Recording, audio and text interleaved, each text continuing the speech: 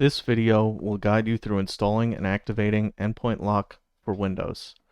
Written instructions and answers to other common questions can be found at support.endpointlock.com.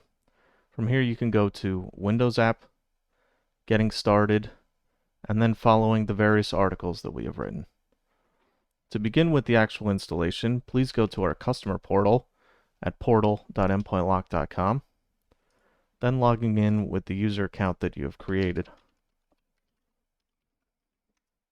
Once logged in, you can go to EndpointLock, Desktop Installation, then click Download. Once the file has been downloaded, you should be able to click it to run it from your browser, but in case you can't find it there, you can go to your File Explorer, then clicking on Downloads, and our installation should be the most recent file here. Click it to run it. Windows will show you a prompt asking if you allow it to make changes to your device. You want to click yes. Then it will ask you what language you'd like to use, and we're going to use English. Click OK.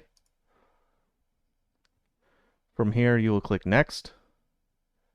Then accept our license agreement and click Next. Then click Install. This will take a moment to install.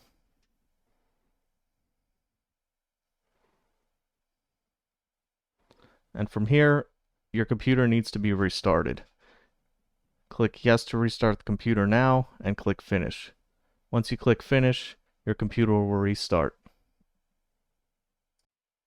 Once you have rebooted your computer and you are logged back into Windows, go down to the Windows System tray.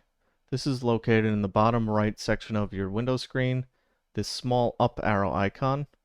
If you click on it, it will show more icons. The green shield with the red lock is EndpointLock. The red lock symbolizes that it is currently not active. Click on this icon, and you can see that there is no valid license key.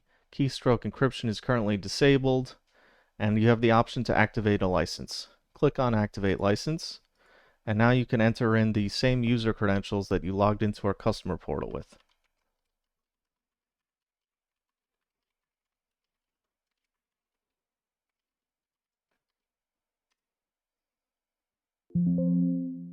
Click OK.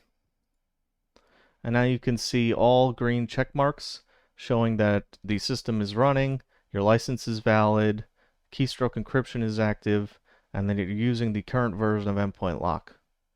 From here you can click the X icon to close it out. And that's it. EndpointLock is now active and protecting your keystrokes.